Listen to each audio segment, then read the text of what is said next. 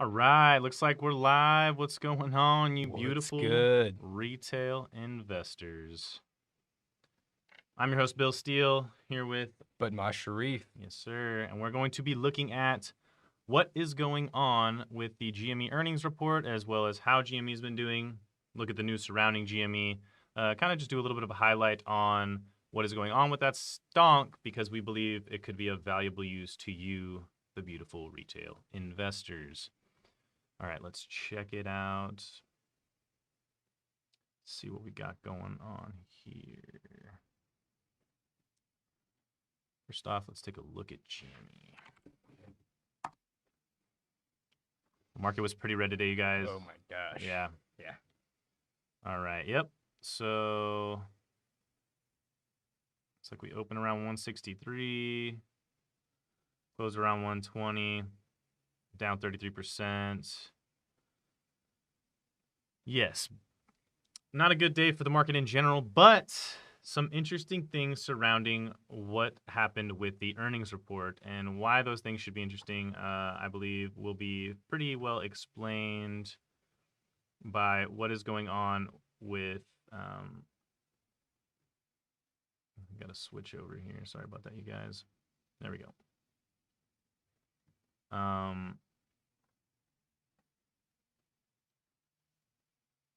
So yeah, there we go. Nice. So yeah, the earnings report. The today we closed down about. Let's see, what was it? 33%.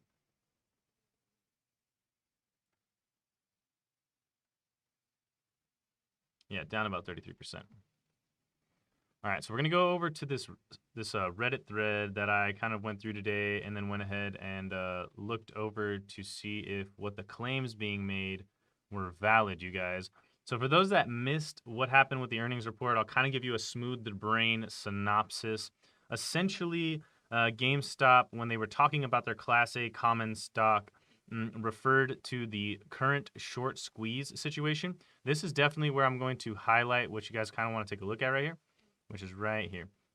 A short squeeze due to a sudden increase in demand for shares of our Class A common stock that largely exceeds supply has led to, and many continue to, extreme price volatility. They're kind of referring to what else has been going on with GameStop. The big thing that should be noted is right about here. Investors may purchase the shares of our Class A common stock to hedge existing exposure or to speculate on the price of our Class A common stock. Speculation on the price of our Class A common stock may involve long and short-term exposures. To the extent aggregate short exposure exceeds the number of shares of our Class A common stock available for purchase on the open market, investors with short exposure may have to pay a premium to repurchase shares of our Class A stock for delivery to lenders of our Class A stock. Those repurchases may in turn dramatically increase the price of shares of the Class A stock until additional shares of the Class A stock are available for trading or borrowing.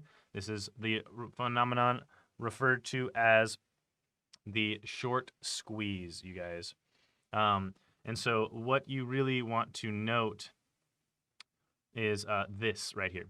The market of our Class A common stock has been extremely volatile and may continue to be extremely volatile due to numerous circumstances beyond our control. What they're referring to is the amount of short positions taken on the stock, as well as the amount of stock available and the amount of attention surrounding GME currently. So stock market in general and our stock price in particular have recently experienced extreme price and volume fluctuations, et cetera, et cetera. They're talking about what we've been doing. The Apes crew, the Lunar Apes squad, all the crayon eaters, and you beautiful retail investors, of course. Yes, we experienced an intraday high of 483. During this time, we have not experienced any material changes in our financial condition. Yes, yes, yes. And what you should note is the earnings report came out, and what's really important about this is that a lot of individuals who critiqued the earnings report and said there was nothing of value to it kind of had this statement to say with regard to they're just defining a short squeeze and this language is common in SEC filings. Essentially, there was a lot of people that were saying, well, there's really nothing special about the GameStop report. There was nothing to be noted significantly. But what this individual went ahead and did, and I went ahead and validated what they went and found was the language within the earnings report, which is kind of crucial to highlight, you guys. Also, if you're watching, hit that like button, give us a little algorithm boost, show us some love, you guys. We're trying to bring you the best news in real time here at the Stonk News Network. So let's get right into the language usage. How often does extremely volatile appear in SEC 10K filings? What they're referring to is the earnings report. That's what they mean by the 10K filings. The phrase is found. What you should note first is total number of 10K filings roughly estimated by number of hits for the phrase report over. So the number of 10K report filings over 5 years is roughly 250,000. 10 years, 513. So this gives you kind of a number to work with when you're putting into context the amount of language used in this particular 10K filing versus all the U.S. stock market 10K filings that are made with the SEC. So that's like pretty much all of your good publicly traded companies, and I use the term "good" very loosely. The phrase is found in 968 of all of the 254,000 roughly filings in the past 10 years. That's less than 0.5% of all the filings. The phrase is found in less than 0.5% in all of the last 10 years of filings. How often does the term short squeeze appear in these kinds of filings, which is a big highlight on our earnings report here for GME?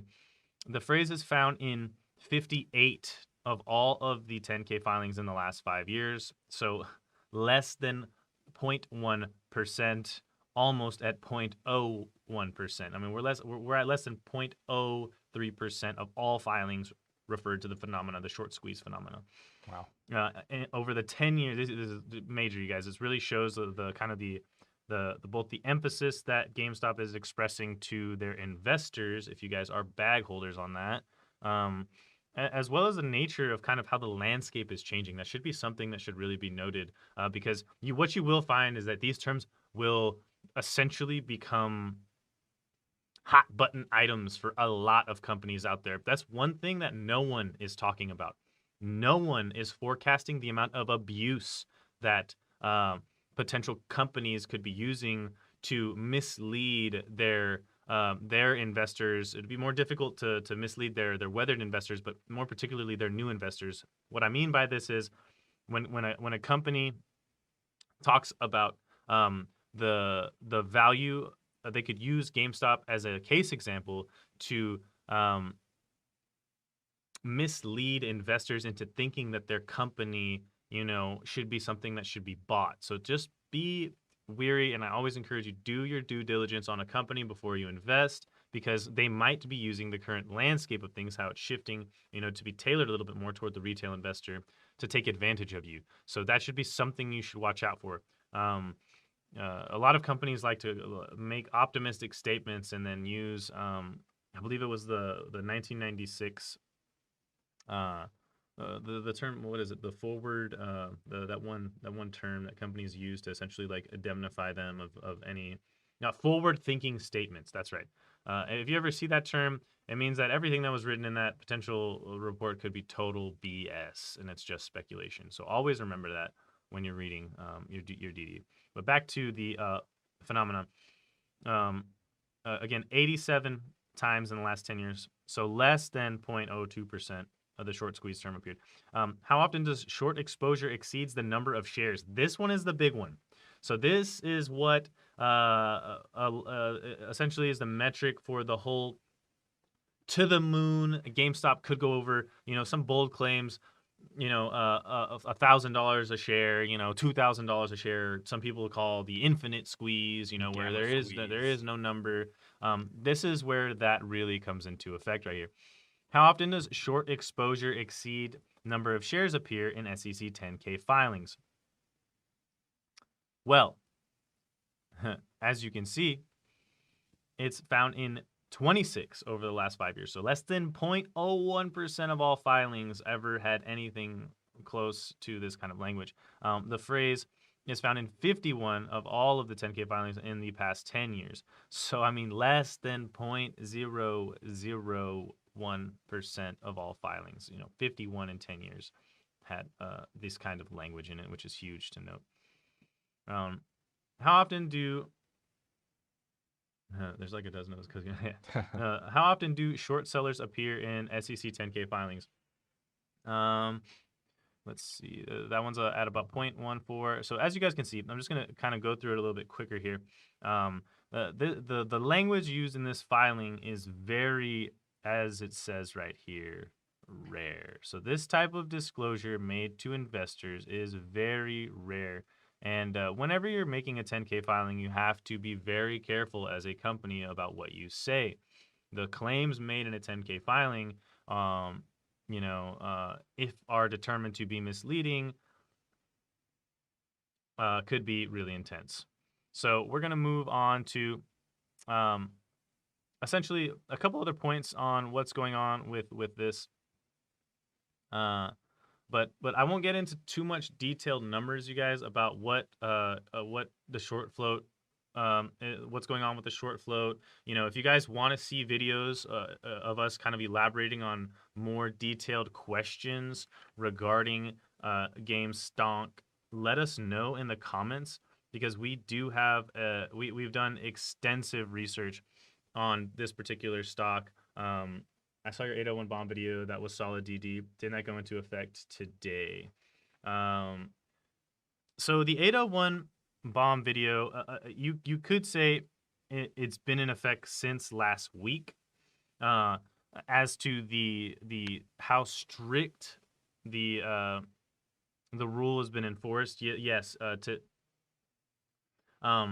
Today was a bigger day on it. Last week, we kind of did the 801 bomb update video. If you guys didn't get to see it, make sure you check it out. What that did was immediately put into effect the fact that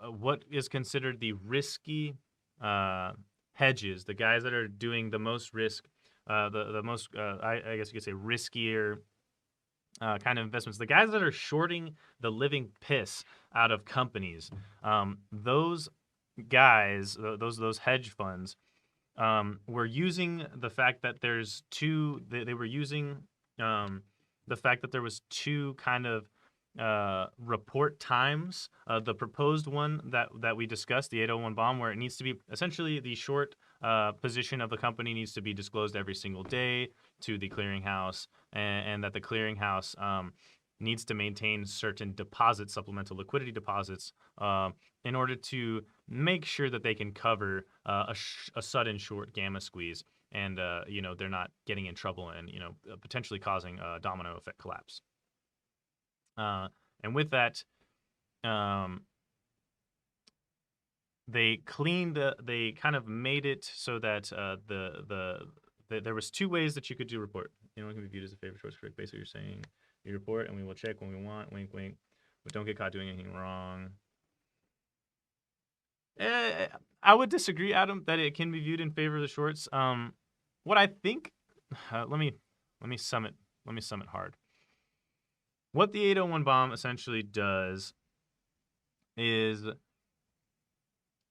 it gives now the clearinghouses the ability to immediately tighten up anything that they see coming that could cause a significant crash, immediate crash. Because what a lot of people didn't really see is like if the whole in last month when GameStop really went all like when it shot up really quick, what was going to happen if that was let to continue was like a domino effect of crashing, and like a lot of really big hedge funds would have lost so much money that they wouldn't be able to return from. They wouldn't be able to recover. So they avoided that by, kind of putting the pinch on Robinhood, which was, deemed a better option of the two for the people on that side of the coin. Now, the 801 bomb, I think, actually can be viewed You could say it could be in favor of hedgies. You could also say that the 801 is actually in favor of the retail investors because what it does is it demands a little bit more accountability from these large institutions. And anytime that there's more accountability from a large institution like that, anytime their moves are being looked at a little bit more closely, anytime that there's increased monitoring or regulation, it's always a good thing for the littler player in that game in any kind of situation. Because now it gives us, as retail investors, a little bit more of a chance to what is the best way to put that? To play the four-dimensional chess game with these individuals, and also it becomes a little bit clear their moves, if you will. And so let's see here. We're gonna go right into checking out what kind of stuff has been going on. There's this Kramer video that came out today that I kind of want to go over with you guys, just so you guys can see. We'll let that ad play.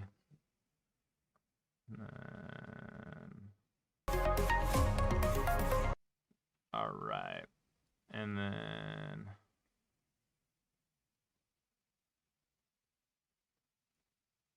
I want to get. I want to talk about GameStop. All right, let's hear what. Because I want to get leave us time to talk about Old SPACs boomer in a bit. But Krames. let's talk about GameStop. It's down 11%. Reported earnings. You know what I found so interesting is some of the research, the analysts. It just fascinates me watching them try to sort of make sense of it all. And I'll share with you. We put together quickly here two different excerpts from two different reports. One from Jefferies and one from Wedbush. So here's Wedbush. Our new price target is based upon a 20 times PE multiple applied to our newly initiated 23 estimate, plus an estimated roughly $4 per share in net cash by the end of first quarter 21. So their price target actually goes from 29 to 16. And they point out, by the way, that, you know... 16 to 29. Yeah. No. So 29 to... Sorry. We're raising our 20... While these guys fumble around with their numbers, you guys, right. They down... I'm going to pause this for a second. You should definitely note that in the earnings report, something that if you missed the earnings report entirely, one, I just encourage you to check it out. Two, GameStop's doing good. They were able to report that their essentially their online sales and what they've been doing with their new initiatives and their vision is working. Long story short, they also included what's been going on with why their stock is so volatile, hence what we kind of talked about earlier for those who just joined us. But I'm going to get back into it.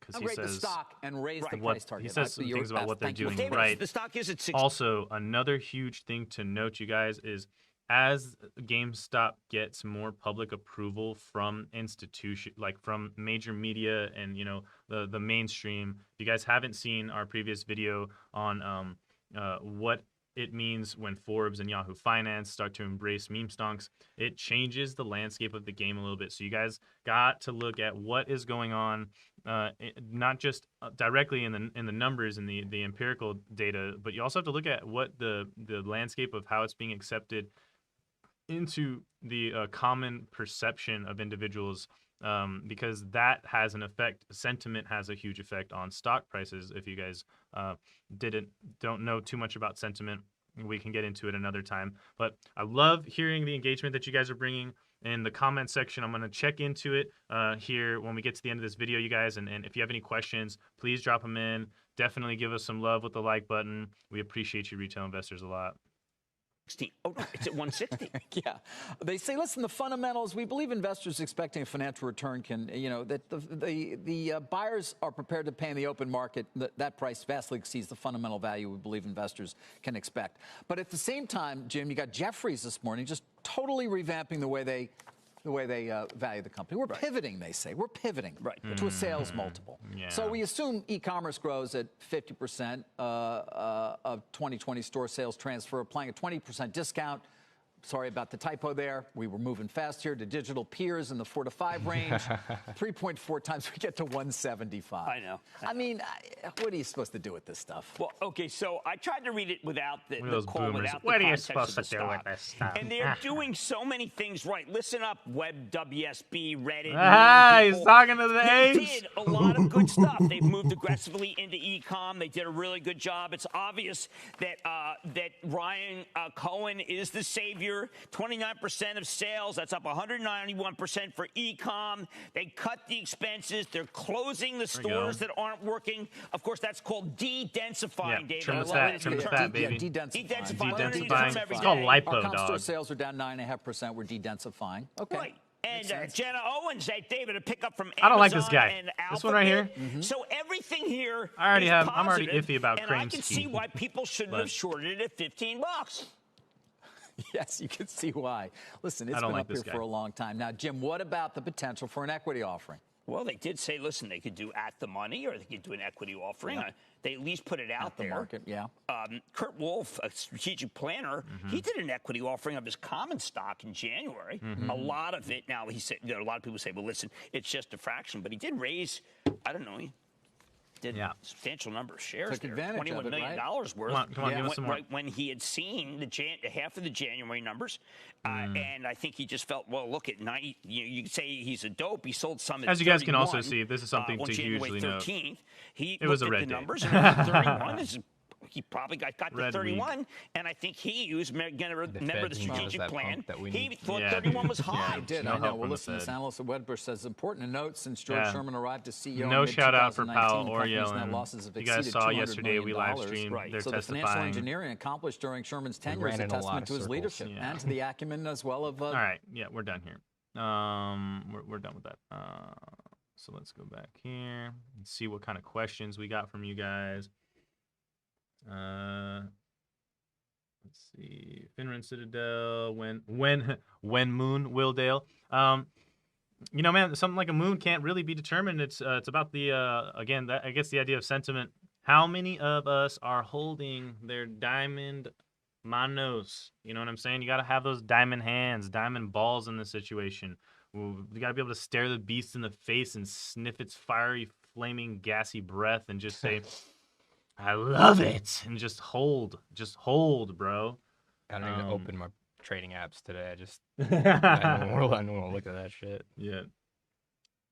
What's up with Darkpool Data? Texas in the house. Yes, sir. Texas in the house. Yeah, sold some at 340, bought back at 115. Nice, Michael. Hell yeah. Did I miss anything? Just got here. Earlier, we kind of talked about what was going on with the essentially with the earnings report and the kind of the language that we used in the report and what made this particular GameStop earnings report different than all of the other SEC 10K filings in the past that were referred to as reports. Possibly Ryan Cohen becomes CFO. I honestly think there's zero chance it happens. What people on Reddit are hoping for. Yeah. Wouldn't be bad. It wouldn't be a bad move. Is Beardman on left just there to vibe with us? Love it. This is the GameStonk expert and the creator of the 801 bomb phase. So this is his goal. I'm going to be unpacking some things on silver soon. Ooh, yep. We're going to And be talking about we're silver. gonna get into that. I've been unpacking that, and something looks very, very interesting. Yeah, we'll have to talk about that in the next stream. Guys, if you don't Absolutely. know, we have another stream starting at 8:30 Central Standard Time. That's in about 30 minutes where we're going to be going over kind of what happened with today's crash, as well as what happened, why the market is crashing and what's going on with that. So we're going to go over to GME here. Yeah, you guys, it was just a rough day for GameStop, but just in general for the market as a whole, it was rough. Like, yeah, look at that. Let's go here. Yeah, Disgusting. down, bro, down. You know, hot ETFs, the Dow Jones. All right, let's go down over here.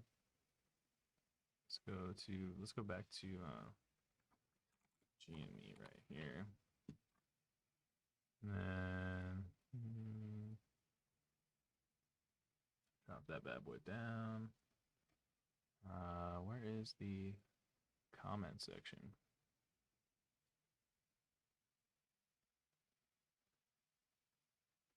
There we go. They're trying to scare us. I ain't scared. I buy the dips, sell the rips. Yes, sir. Nice. Yes, sir. RC is gonna be CEO. Oh, for sure. Love the station. Is there any merch on the way? Ooh, yes. Yes, sir. That's a big question. Merch is on the way if you guys want to support by repping the SNN stuff. We have some really cool T-shirts, hoodies, that say, some of the To the Moon merch is what we got. Also, the Stonk News merch. We got some hopefully in the near future, some custom bandanas. Yeah, the website will actually be launching soon, guys. I'm working hard at We'll that. kind of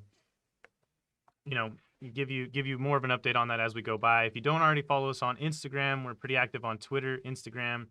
We have a Facebook, we have a LinkedIn page. Of course, liking and subbing and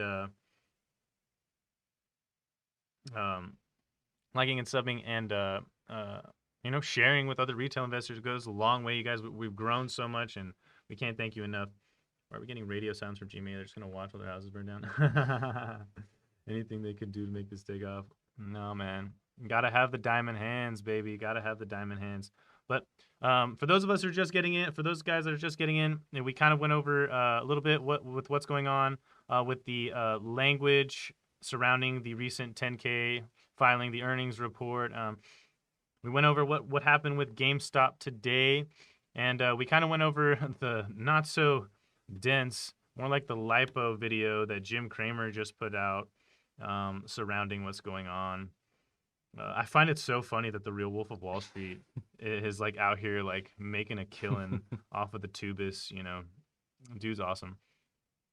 But yeah, if you guys have any questions, that kind of gives up our synopsis. I'll throw in our Instagram name here. They can't afford to get it done for market manipulation. Yeah, market manipulation is exactly correct.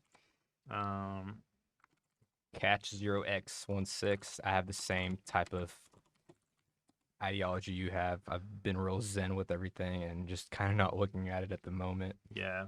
Oh, for sure, man. Yeah, he's doing a lot better at that than I am. I'm kind of like Okay. cracked out, like just running through my phone when markets are open. Here's some tea, man. Chill. Yeah. It's gonna be okay. Yeah, but let's see here. It's the outgoing CEO grumbling out written statements because Cohen replaced everyone except him and the other guy. Yeah. I would say that it should be big to note that the e-commerce sales are up. Cohen's name is backed by some data. That was big for me. Let's see. Would we need a big catalyst to start the squeeze? I mean, of course, catalysts always help, right? There's never an instance where catalysts would not do good for a squeeze to be initiated. But I will say that what will be really big and important to you guys, what could potentially start a serious squeeze, would be, of course, the DTCC actually, exercising what they've been talking about in the 801 bomb. If they were to essentially require a supplemental liquidity deposit from the guys shorting the piss out of GameStop, that would be massive. I mean, that would be the catalyst that you're looking for, Willdale. Yes, I am also jacked to the tits as well. But guys, that's going to be it for us. We wanted to hop on here for about 30 minutes, discuss what's going on. We will be live streaming every market day, Monday through Friday, and potentially some bonus streams on Saturdays, where we're going to be going over the biggest news talked about in the office here at SNN. We are onboarding a couple more junior analysts and one hopefully two really big industry retail investors, guys that have been trading for 20, 30 years, that have a lot of wisdom to impart on us kind of younger guys. We're really excited to see that the company is growing massively, and we're really looking forward to what we're going to be able to bring in real time, because we're definitely synthesizing real news actively going on. We have some exciting projects coming up for our Real DD series. We're going to be taking actual trips to the company sites of some of these ticker symbols that you guys are interested in, and getting to know, their CEO, their executive staff, all the way down to the janitors. Yep. We want to know the kind of work culture that's going on in these places. We want to know, like, I want to know what kind of toothpaste these guys are brushing their teeth What's with. he Man. having for breakfast? Yeah, exactly. Sample that stool while I'm at it. I'm trying to know everything about these guys. That's a really important thing to do. Because that's important for you. That's important for what decisions we make as retail investors when we are deciding to throw money at a stock. When we're deciding to take a position. Or potentially short. I'm not much of a bear, but I am not averse to making money. So I'm excited to explore, again, more of the playlist options. We do have some exciting stuff coming out with the new educational platform that we've been developing to help give financial education, financial personal literacy, essentially an education program to take you from 0 to 100. If you don't know anything about how to leverage credit, basic stuff like how to leverage credit, what a stock market is, what a security, what an equity securities actually is, how company and corporate structure operates. Maybe we'll even go through and do an entire how to file or form an LLC in your particular state, how-to guides. We have a lot of really, really great friends who are industry leaders in tax mitigation strategy. So we're going to be bringing you guys how to mitigate taxes. If you're out here making all these, gains, going to the moon, holding all these bags, how do you reduce paying Uncle Sam? That's definitely something you always want to look out for. These are how people build wealth in the digital age, in the 21st century. We're going to be bringing a lot more to you guys on that here in the near future. Like I said, we're leveling up the staff, we're leveling up the company. We're looking at getting an entirely new dedicated studio space. We already have a small one, but we're looking to expand. But there's some exciting things in the future, you guys. Thank you so much for showing us the love. Hit that like button, share with your friends, be sure to subscribe. That's all from us here. We are going to be live again in about 30 minutes to discuss the market crash. Thank you so much, you beautiful retail investors. We'll see you next time, guys.